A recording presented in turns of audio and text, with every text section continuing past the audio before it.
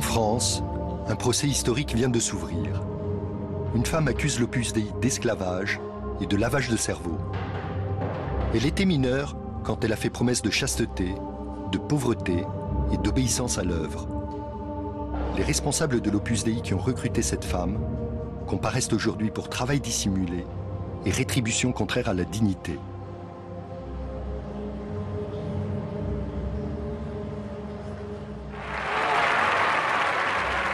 L'Opus Dei est sans conteste l'un des mouvements les plus secrets et controversés de l'Église catholique. Son fondateur, le prêtre espagnol José María Escrivá de Balaguer, canonisé en 2002, a été proche du franquisme et des dictatures de droite en Amérique latine.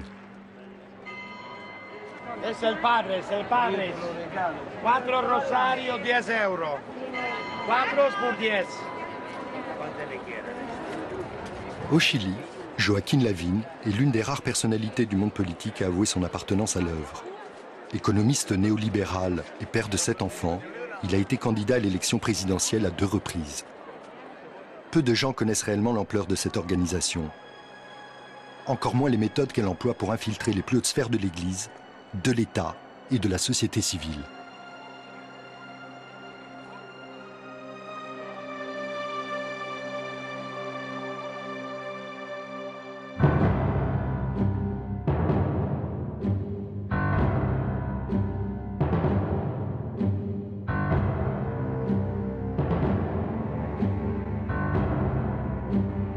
Chili, juin 1974, un pays en état de siège.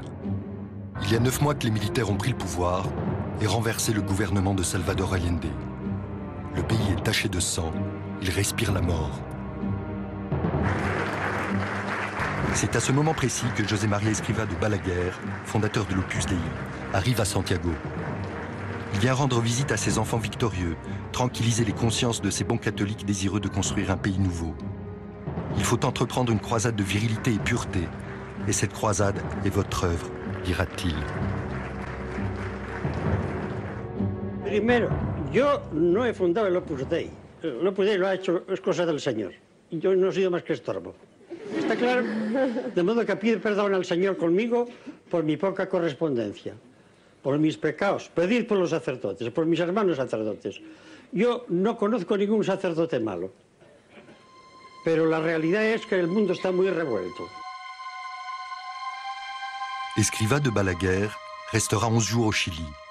Toutes ces réunions se tiendront à porte fermée et finiront par une prière pour les nouvelles autorités légitimes, c'est-à-dire Augusto Pinochet, autoproclamé président de la République, quelques jours avant l'arrivée de Monseigneur.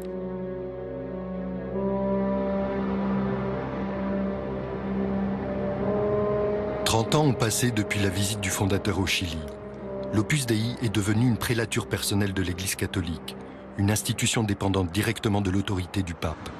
Elle n'en demeure pas moins un sujet tabou. À Santiago, une rumeur nous mène à cet édifice en construction. L'œuvre serait en train de bâtir sa nouvelle prélature, plus de 6000 mètres carrés dans le quartier le plus chic de la ville.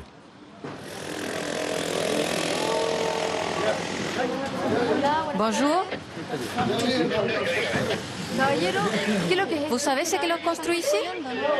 Oui, c'est comment dire... Une communauté. Ce ne sont pas des grands appartements. Et vous savez qui les construit? La société Bravo Izquierdo. Regardez le panneau. Mais qui est le propriétaire? Attendez, s'il vous plaît. Personne ne sait? La nouvelle prélature de l'Opus Dei n'appartient pas à l'Opus Dei. C'est une société anonyme. Officiellement, l'œuvre n'a aucun bien au Chili. L'Opus Dei serait une institution pauvre, seulement riche de ses enfants. Toutes ces entreprises apostoliques, ces écoles, ces résidences appartiennent à ses membres dont l'identité n'est jamais révélée.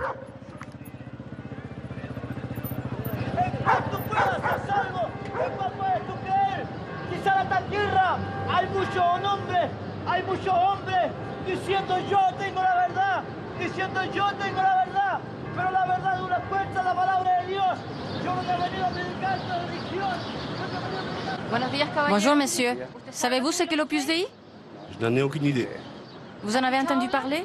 Je crois que c'est une religion, mais je n'en suis pas sûr.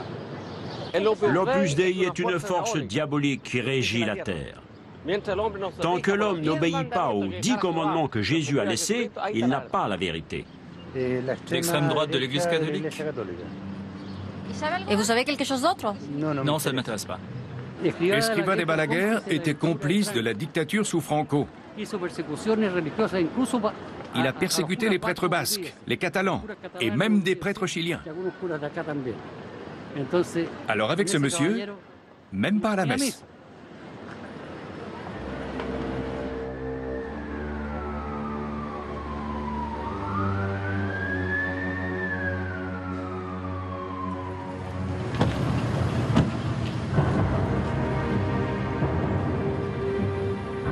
Pourquoi une institution de l'Église catholique agit-elle de façon si peu transparente? Pourquoi tant d'hostilité? Qui sont les membres de l'Opus Dei? En grande majorité, ce sont des membres surnuméraires, des gens mariés qui ont beaucoup d'enfants. Ils vont à la messe tous les jours, offrent leur travail à Dieu, et leur mission est de sanctifier le monde. Nombreux parmi eux sont des banquiers, des avocats, des ingénieurs, des professeurs, des journalistes.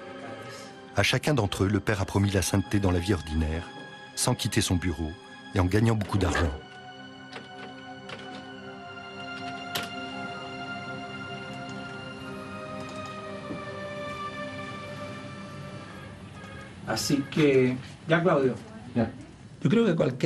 Je crois que n'importe quel catholique doit chercher la sainteté. Et ce que l'Opus apporte, c'est une sainteté très terre-à-terre. C'est la sainteté dans la vie ordinaire, dans le contact avec les gens, dans le travail bien fait, dans le respect des autres, en faisant bien les choses professionnellement. Et non une spiritualité béate. Ce n'est pas ça. Nous avons des pratiques spirituelles bien définies, mais la sainteté se trouve dans le travail quotidien, dans les choses que l'on fait tous les jours, en les faisant bien et en fonction du bien commun, de son prochain.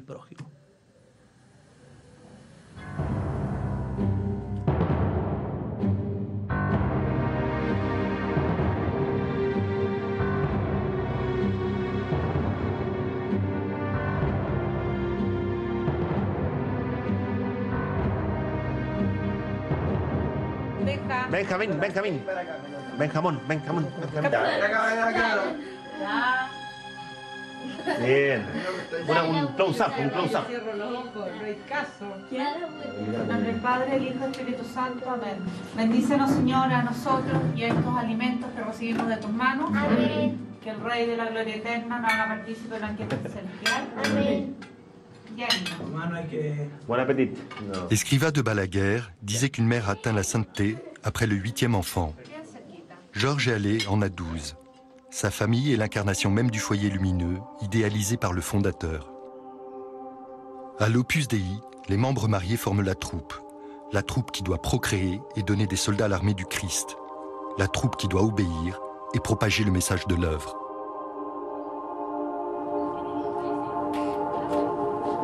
C'est à partir de l'âge de 6 ans que les enfants des familles surnuméraires commencent à fréquenter les maisons de l'Opus Dei et à recevoir une direction spirituelle.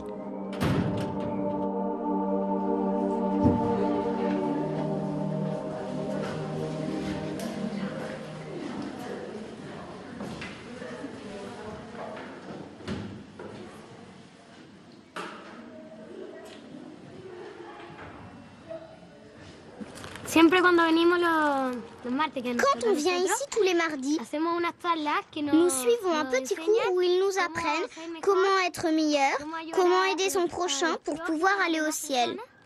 Et une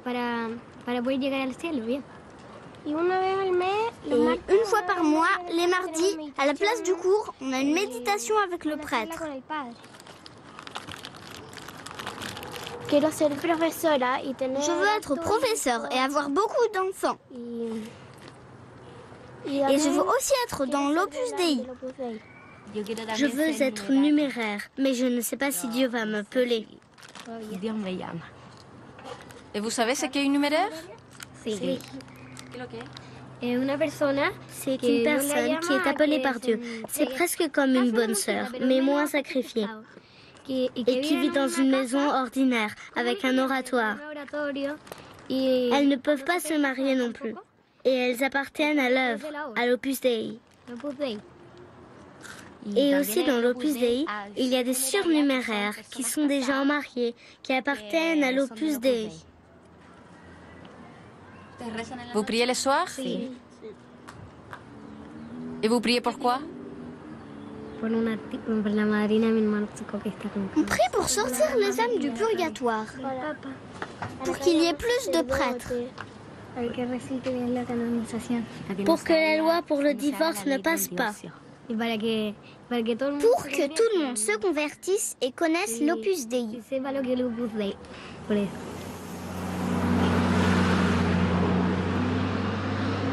À l'Opus Dei, l'état-major du Christ qui dirige la troupe est formé par des membres célibataires. On les appelle les numéraires.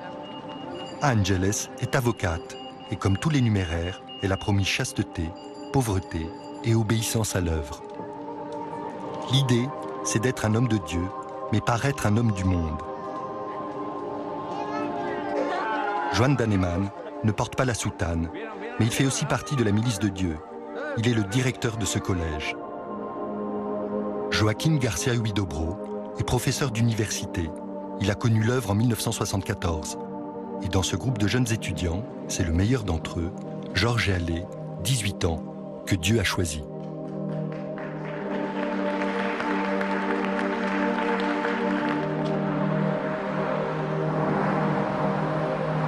Partout dans le monde, les membres numéraires vivent en communauté dans des maisons ordinaires. C'est à porte fermée, à l'intérieur de ces résidences, que l'œuvre réalise la majeure partie de ses activités de formation et de direction spirituelle.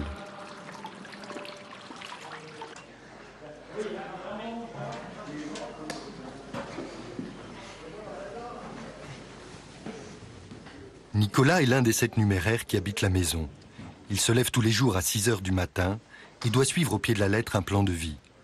Il porte un cilice en métal 2 heures par jour pour se mortifier et s'identifier à la souffrance du Christ.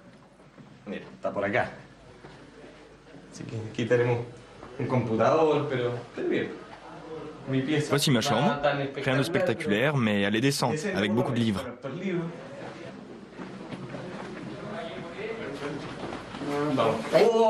La mission de Nicolas est de convertir les adolescents qui fréquentent sa maison. Chaque année, le 19 mars, il doit donner une liste avec les noms des jeunes susceptibles de devenir numéraires.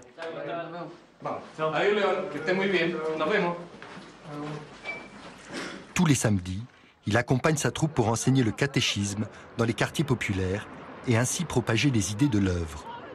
À ce sujet, le fondateur précisait « Tu vas à l'apostolat pour te soumettre, t'anéantir, et non pour imposer ton point de vue personnel. »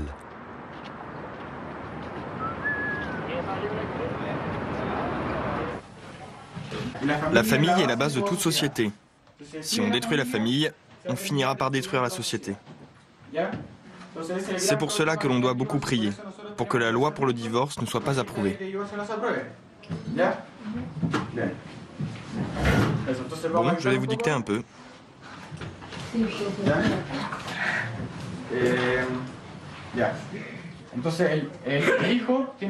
Le fils a des obligations envers le père, comme lui donner de l'amour, être obéissant, parce qu'il représente Dieu sur la terre.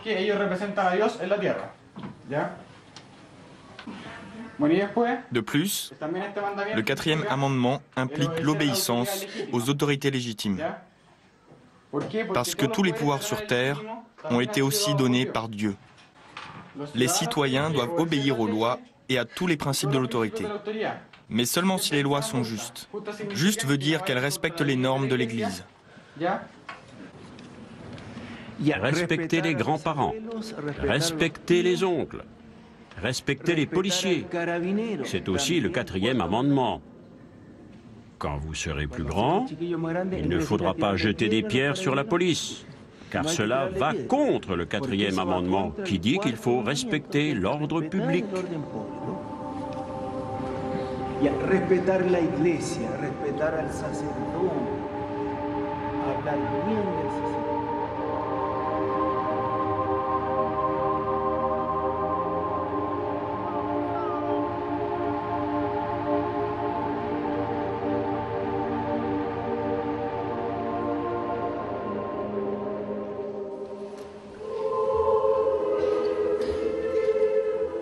Aujourd'hui, on célèbre une messe à la mémoire de Jaime Guzmán, l'idéologue en chef de la dictature, la matière grise de Pinochet. Jaime Guzmán, un fervent catholique, admirateur de Franco, fut le créateur de l'UDI, le parti d'extrême droite catholique chilien. La messe a été organisée par cet homme, Gonzalo Rojas, membre numéraire de l'Opus Dei, grand défenseur de la dictature et un des directeurs de la Fondation Pinochet. Pour beaucoup de Chiliens, les héritiers de Pinochet rassemblés dans l'UDI et l'Opus Dei sont étroitement liés. L'Opus Dei déclare ne pas avoir de fin politique, mais il y a visiblement une contradiction entre ce qu'il prétend et ce que la société perçoit.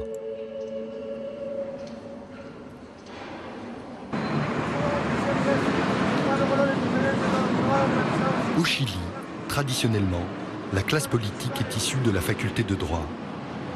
Jaime Guzmán était professeur à l'université catholique.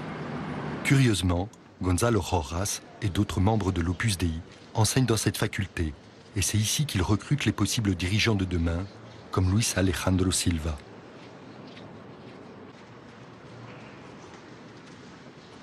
Ma conviction de pouvoir apporter quelque chose à la politique est beaucoup plus forte depuis que je suis numéraire.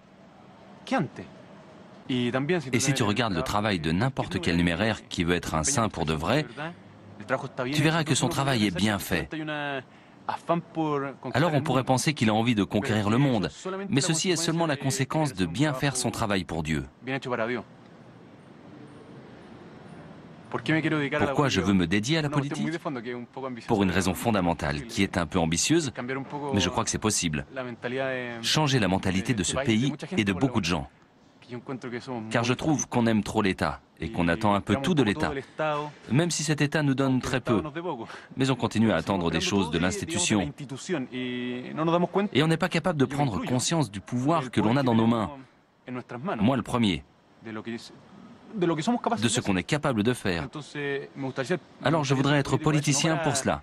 Bon, bien sûr, pour influencer le plus possible les lois.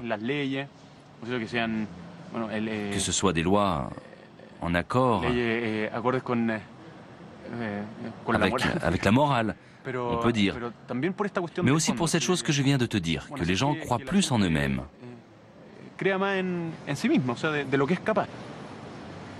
Est-ce que tu peux lire ce que tu veux et aller au cinéma? Non. Tu peux m'en parler? Cela va sonner trop mal, alors je préfère ne pas en parler. Mais c'est vrai ou pas? Oui, mais... C'est la question qui me préoccupe. Je te répondrai que je lis ce que je veux et que je ne vais pas au cinéma. C'est ça que je répondrai.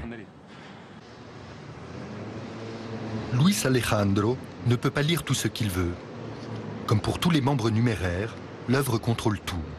Ses lectures, ses dépenses, ses amis, sa correspondance, ses sorties. Au bout de 5 ans, Luis Alejandro devra même signer un testament au profit de l'œuvre.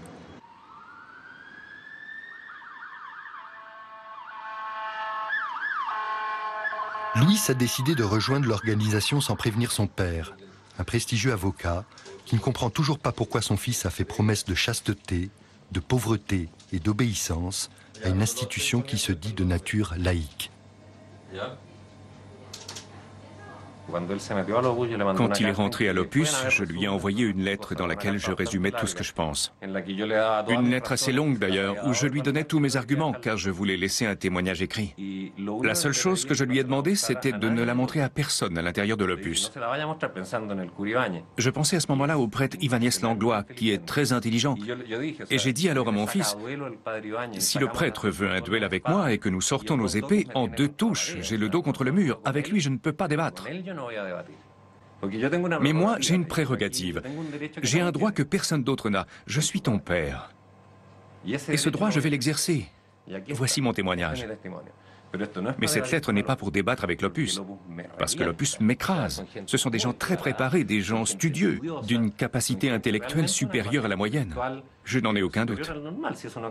La preuve, c'est leur organisation, comment ils l'ont faite, les choses qu'ils accomplissent. Ils sont hors série.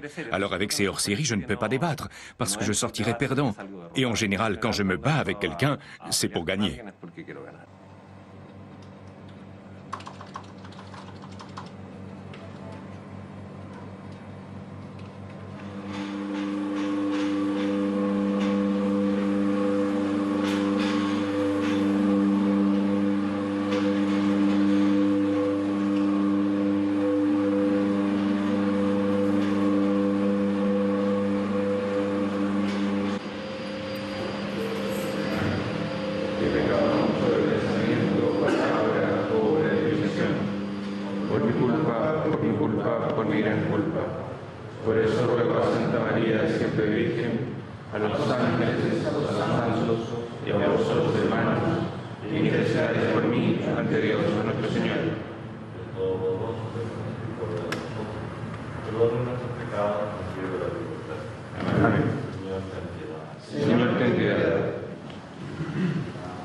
Entrer au cœur de l'Opus, c'est entrer dans un monde de prière, d'obéissance et de discipline.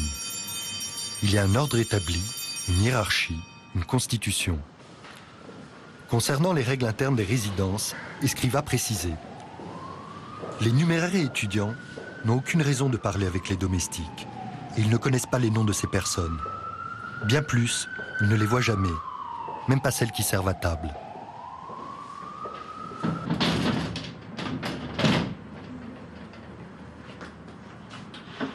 Amalia fait partie de celles que l'on ne voit pas. Elle est numéraire auxiliaire. Elle a fait promesse d'obéissance, de pauvreté et de chasteté, et elle se consacre exclusivement à la cuisine et au ménage dans les maisons de l'Opus. Le travail de la Vierge Marie, dit-elle. Comme tous les numéraires auxiliaires, elle est issue d'une classe sociale modeste et verse la totalité de son salaire à l'œuvre.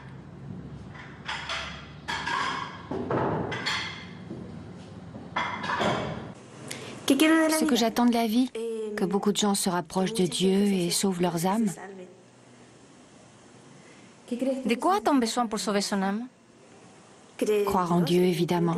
Vivre ses commandements et vivre dans la grâce de Dieu. Rien de plus.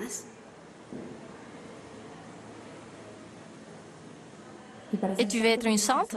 Oui, je veux être une sainte. Je pense que c'est pour cela que Dieu m'a appelée.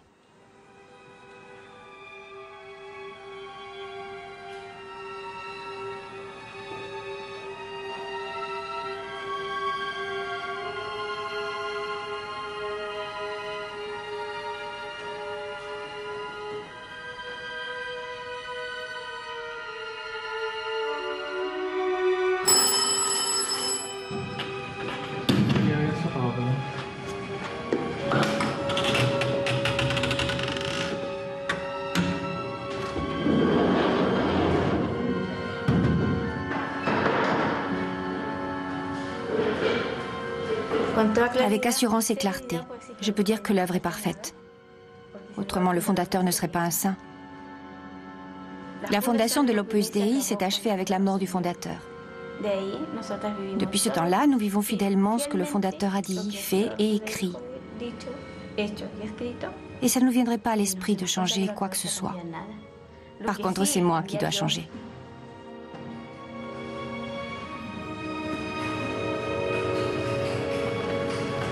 Comme le Père l'a écrit, obéir chemin sûr, obéir aveuglement au supérieur, chemin de sainteté. Obéir dans ton apostolat, unique chemin, parce que, dans une œuvre de Dieu, l'esprit doit être, obéir ou s'en aller.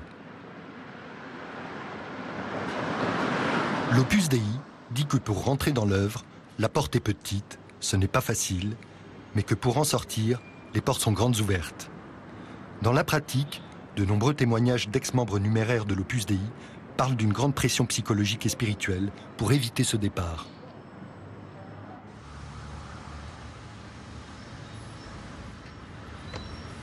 Je dois témoigner à visage caché car l'Opus Dei est une institution très puissante. Elle a beaucoup de pouvoir politique, économique, beaucoup de relations dans le monde des affaires. Les méthodes qu'ils utilisent quand il y a des gens qui ne sont pas d'accord, qui ont parlé contre eux, c'est de les diffamer. Et la vérité, c'est que je ne veux pas prendre de risques, surtout au niveau professionnel.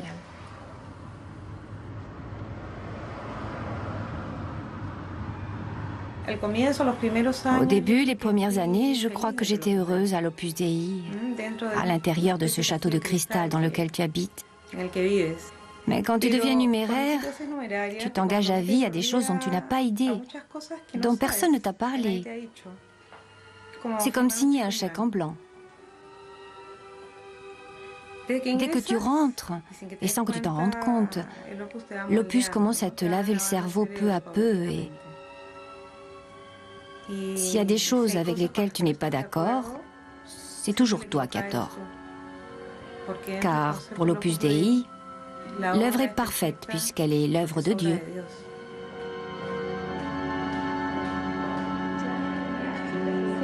Et dans ce contexte, il y a des choses avec lesquelles je n'étais pas d'accord. Par exemple, avec la pression qu'il fallait exercer sur les filles qui venaient dans les maisons pour qu'elles demandent leur admission en tant que numéraires, sachant que beaucoup d'entre elles ne le souhaitaient pas vraiment. Et souvent, on leur faisait du chantage au nom de Dieu.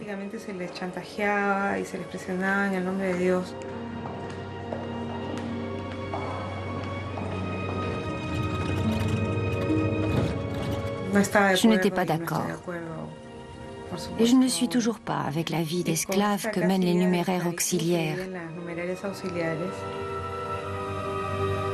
Et cette conception qu'ils ont à l'Opus Dei qu'il ne faut sortir personne de son milieu. C'est-à-dire, si tu es né ouvrier, tu dois mourir ouvrier. Ils disent que c'est là où Dieu te veut. Et moi, je me demande si c'est vraiment là où Dieu te veut ou bien si c'est là où ça leur convient.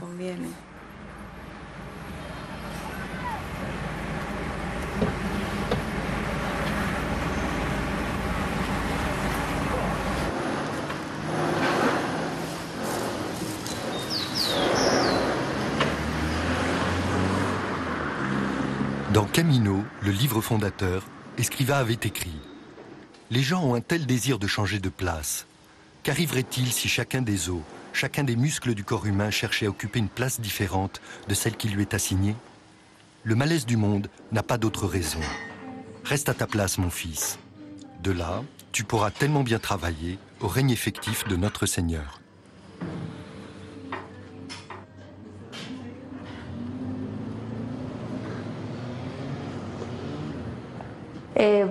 J'ai commencé à travailler ici à 18 ans. Je venais tout juste de sortir du lycée et je voulais continuer mes études. Mais ici, les 6 enfants étaient petits. Alors Madame Caroline m'a dit non.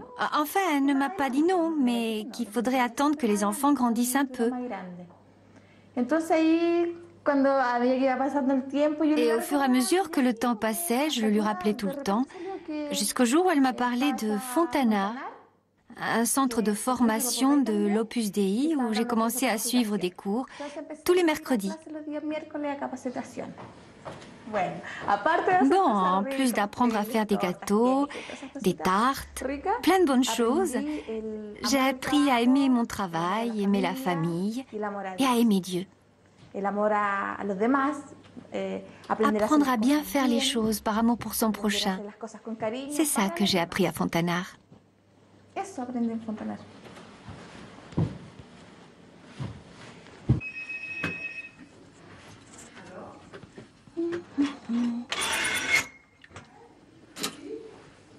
Je ne sais pas expliquer ce qu'est l'Opus Dei. Une spiritualité, tu pourrais dire. Une façon d'appréhender la vie, de se sentir fils de Dieu et suivre les pas d'Escrivá de Balaguer. Oui, parce que c'est difficile d'expliquer tout cela d'une façon cultivée. Pour moi, simplement, l'Opus Dei, c'est quelque chose qui m'apprend à bien faire les choses. À vouloir arriver au ciel, à être heureuse avec des choses simples. C'est ça pour moi, l'Opus Dei.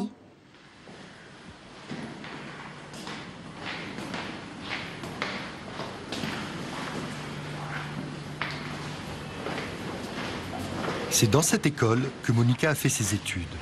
Partout dans le monde, l'Opus administre des écoles de restauration et d'hôtellerie. Leur but, former de bons employés et répandre le message de l'œuvre, la sanctification à travers le travail ordinaire.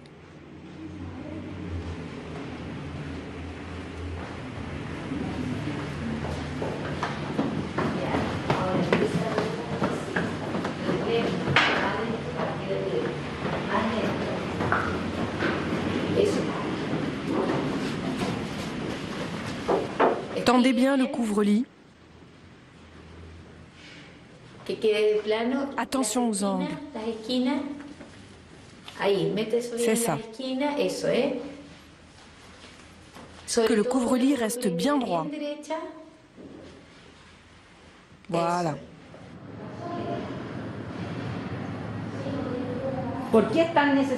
Pourquoi la formation de la conscience est-elle si nécessaire? Parce que si ma conscience n'est pas formée, je peux agir de n'importe quelle manière et tomber dans ce qu'on appelle le relativisme. C'est-à-dire que tout est pareil et que tout est permis. Pour ne pas tomber dans cette erreur, alors on doit former la conscience. Alors c'est une science pratique, car on applique la norme. Donc la conscience, le jugement de la conscience n'est pas autonome. On doit la former. La conscience ne crée pas la norme, mais elle l'applique. Ceux qui n'ont pas la foi peuvent croire que la norme vient de n'importe quelle autorité. Mais la plus haute autorité sur la terre comme au ciel est celle qui vient d'en haut. Parce que ça nous plaise ou non, c'est Dieu qui tient les fils de notre vie.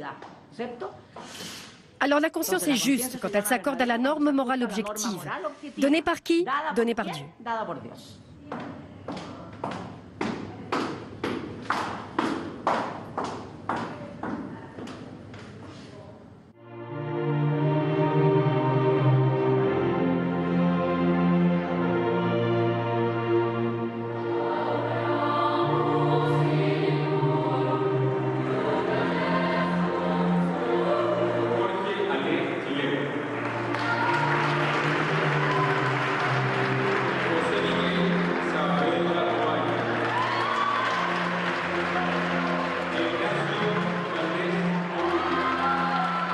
Avant tout, l'œuvre s'intéresse à former la conscience des élites du pays. Les membres de l'Opus Dei possèdent les meilleurs collèges du Chili. Ces écoles coûtent cher, 400 € par mois et par enfant. Elles sont réservées exclusivement à des familles catholiques traditionnelles. Mais la formation de la milice de Dieu ne s'arrête pas au collège.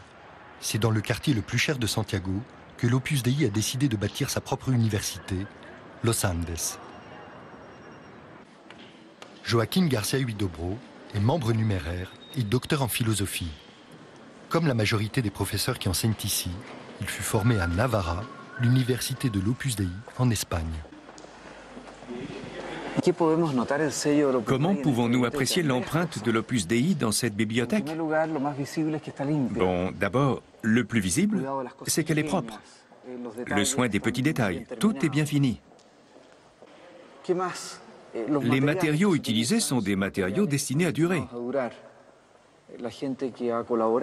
Les gens qui ont collaboré à ce projet savent que dans 400 ans, nous voulons que cette bibliothèque continue de fonctionner. Cette bibliothèque a coûté plus de 10 millions de $. C'est la fierté de l'Opus Dei.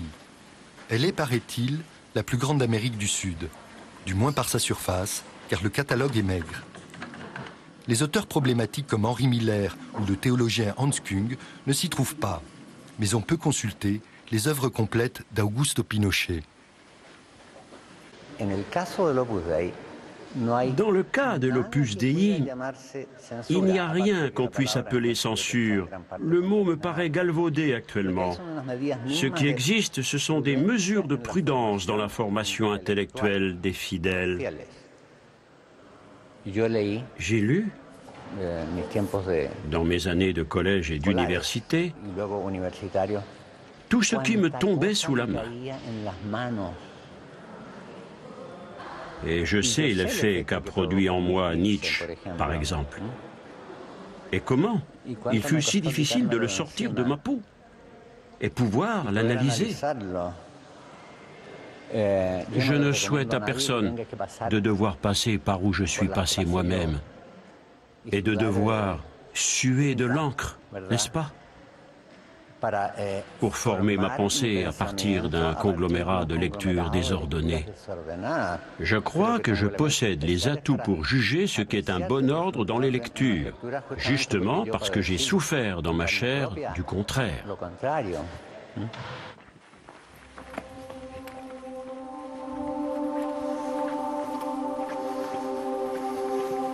Ce n'est pas seulement pour abriter de précieux ouvrages que cette bibliothèque fut construite. Elle sert aussi à recevoir des visiteurs illustres, comme les plus grosses fortunes du pays. L'œuvre a besoin d'argent pour ses entreprises apostoliques, et les entrepreneurs, eux, voient dans l'Opus Dei un lieu où leur succès personnel et économique, loin d'être stigmatisé, est promu et célébré.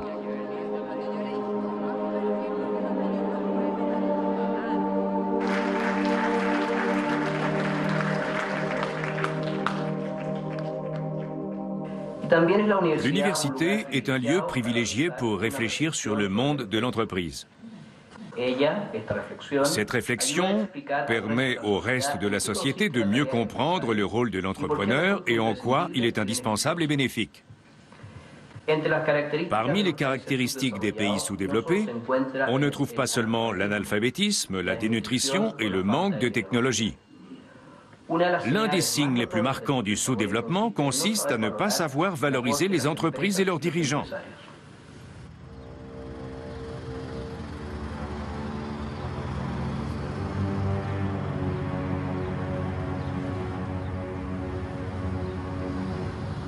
Le régime Pinochet ne fut pas qu'une dictature sanglante. Il a signifié aussi l'imposition brutale d'une nouvelle idéologie économique, le néolibéralisme. Dans le Chili d'aujourd'hui, 10% de la population seulement bénéficie de la croissance économique. L'Opus Dei n'est pas une œuvre de charité, mais elle propose aux entrepreneurs de financer Nocedal, une école technique modèle située dans un quartier déshérité de Santiago. L'école Nocedal est la vitrine sociale de l'Opus Dei, un exemple à suivre afin que chacun œuvre dans son quartier pour construire la véritable société chrétienne.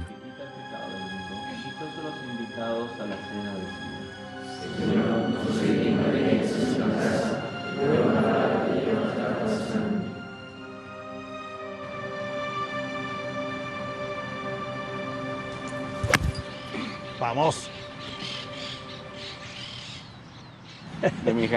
Mes bénéfices, quand ils proviennent de ce monsieur ou de ses clients, je dois les donner à Nocedal. Mais avec plaisir, non? Oui, volontairement. Alors quel est l'intérêt d'un entrepreneur quand il aide Nocedal? Premièrement, avoir des employés mieux disposés, de bonne humeur, avec une bonne compréhension de ce qu'est la société. Et ensuite, que ces employés contribuent à l'harmonie sociale. Quand vous avez des travailleurs qui ne sont pas conscients de leur rôle en tant que personne, en tant que citoyen, cela va évidemment créer des gens qui ne sont pas conscients ni conformes. Et la conséquence de tout cela, c'est que ça accroît la possibilité de conflit social. Nivel de conflictibilidad.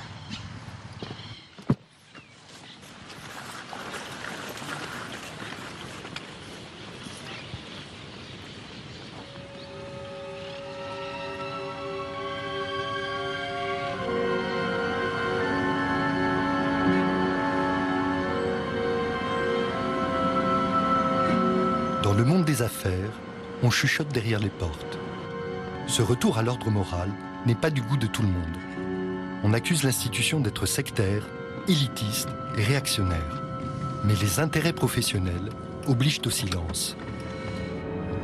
Tony Adams est gérant d'une entreprise de la Cámara Chilena de la Construction, un holding de plus de 60 sociétés composé de compagnies d'assurance, de caisses de retraite, de mutuelles de santé. Tony Adams est l'une des rares personnes dans le monde des affaires qui est acceptée de parler de l'Opus Dei. La relation formelle entre la Cámara et l'Opus Dei, je ne la connais pas. Mais je sais que les dirigeants, mes supérieurs, là où je travaille, et des gérants du même groupe appartiennent à l'Opus Dei.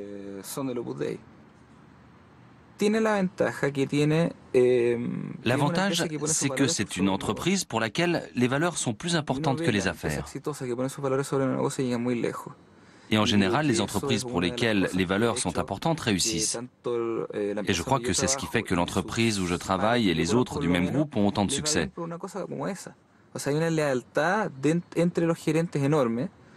Il y a une grande loyauté entre les gérants. Il y a un amour de la vérité que je trouve très respectable.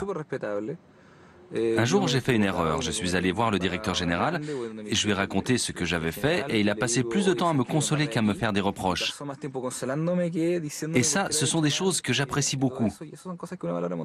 Ça me donne une tranquillité pour prendre des décisions. Même si je dois faire une affaire un peu moins bonne, je sais que les valeurs restent plus importantes. Désavantage, si tu as 100 personnes qui sont d'accord sur quelque chose, et je dis 100 juste pour donner un chiffre, mais imagine 100 personnes qui pensent la même chose, et ces personnes sont tous des chefs d'entreprise, avec de l'argent, et ils s'entraident. Ils ont du pouvoir. Alors imagine qu'ils soient 10 000, imagine qu'ils soient directeurs d'entreprise, en contact indirect avec la moitié du pays. Bien sûr que c'est un pouvoir, même s'ils ne veulent pas le reconnaître. Et ils l'exercent, ils ont de l'influence. Ils s'influencent mutuellement, se font confiance. Alors cette confiance les laisse négocier avec tranquillité, et ils ont du succès. Alors oui, ils constituent un pouvoir, pour le meilleur ou pour le pire.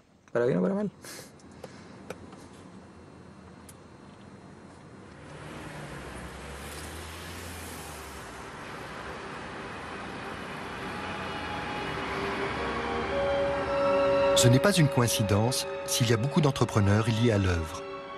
C'est en 1958 que l'Opus Dei crée en Espagne l'IESE, sa première école de commerce destinée aux chefs d'entreprise. Depuis cette époque, l'œuvre tente de débarrasser le catholicisme du tabou de l'argent. Rafael Termes, l'un des fondateurs de l'école, affirmait que le capitalisme a été révélé par Dieu.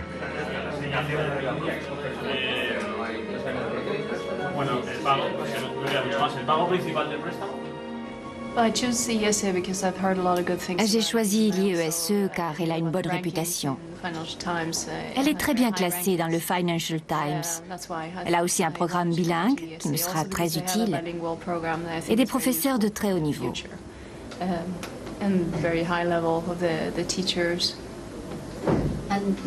Saviez-vous qu'elle appartenait à l'Opus Dei? Oui, j'étais au courant. Et vous en savez un peu plus? Oui, un petit peu.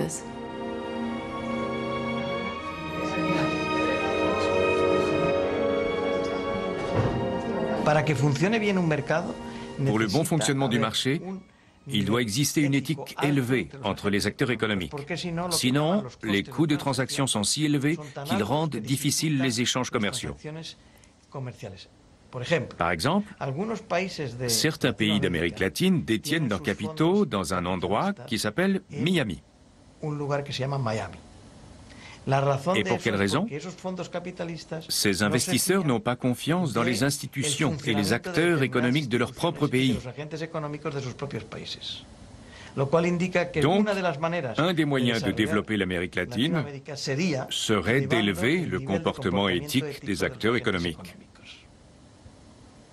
Et ceci va de soi avec le christianisme.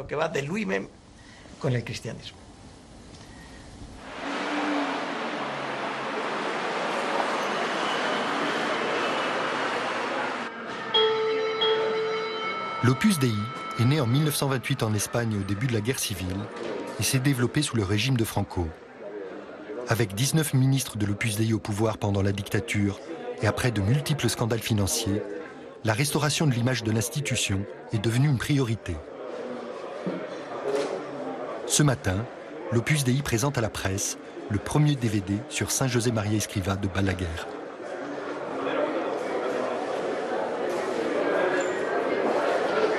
Padre, yo soy profesor universitario y con muchos católicos trabajamos mucho tiempo para conseguir la libertad de enseñanza.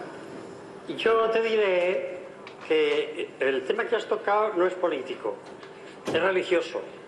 Si fuera político yo no hablaría porque no digo más que tonterías si hablara de política.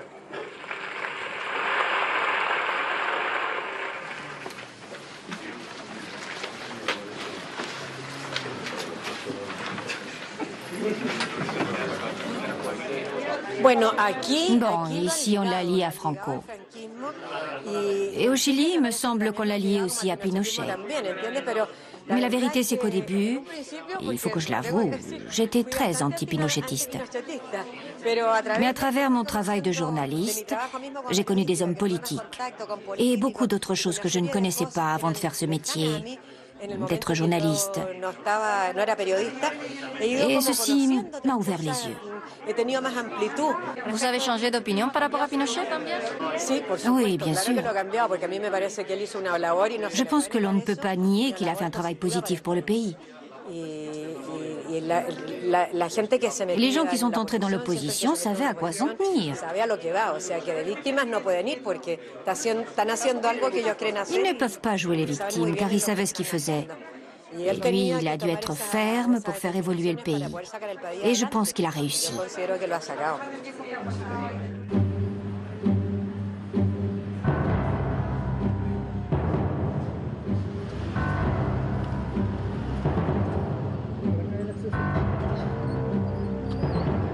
Orlando Poblete, recteur de l'université Los Andes, fut le secrétaire général de Pinochet.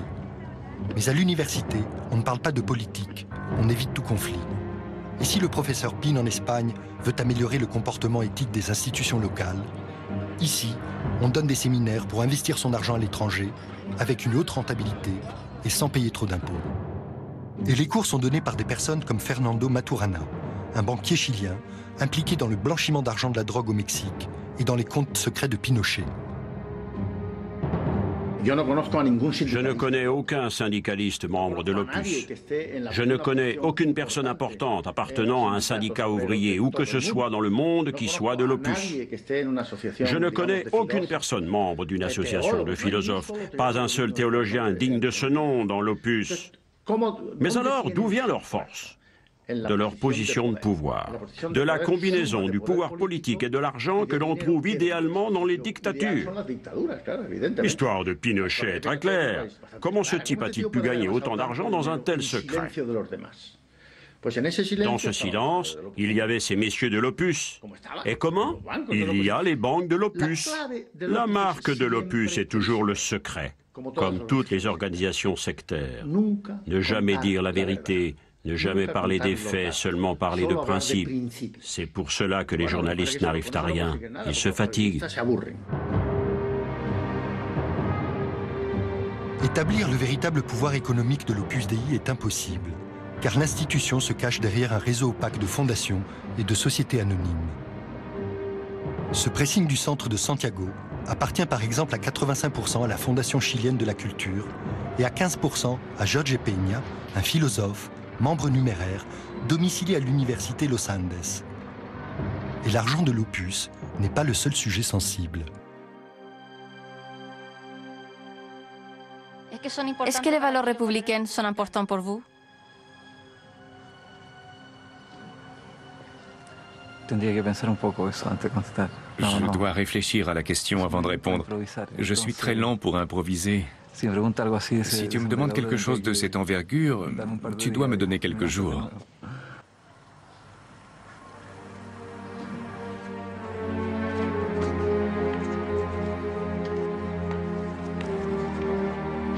Le fondamentalisme n'obéit pas aux lois de la République, mais à celle de Dieu. À l'Opus, c'est la parole du fondateur qui est au-dessus de tout. Le Père l'a dit, le Père le veut. Tel est l'argument qui justifie toute forme d'ordre ou de décision. Je sais que mon chemin chrétien est différent du chemin d'autres personnes.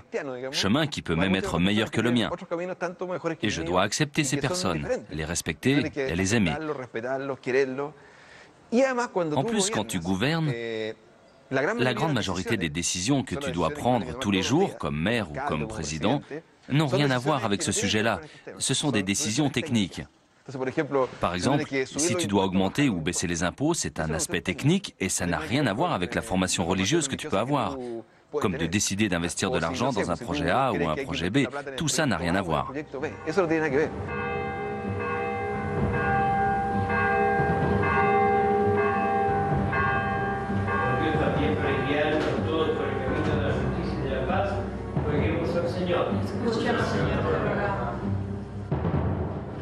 On ne sait pas si Lavigne se soumet aux lois du Père, mais il est avant tout un économiste ultralibéral qui obéit aux lois du marché. Lavigne aurait pu devenir le premier président Opus Dei dans le monde, mais l'œuvre de Dieu n'a pas besoin de lui pour accomplir sa mission. Avec près de 90 000 membres, l'Opus Dei est sans doute le plus puissant des groupes catholiques intégristes. Il est présent dans 80 pays, dont 21 pays membres de l'Union européenne.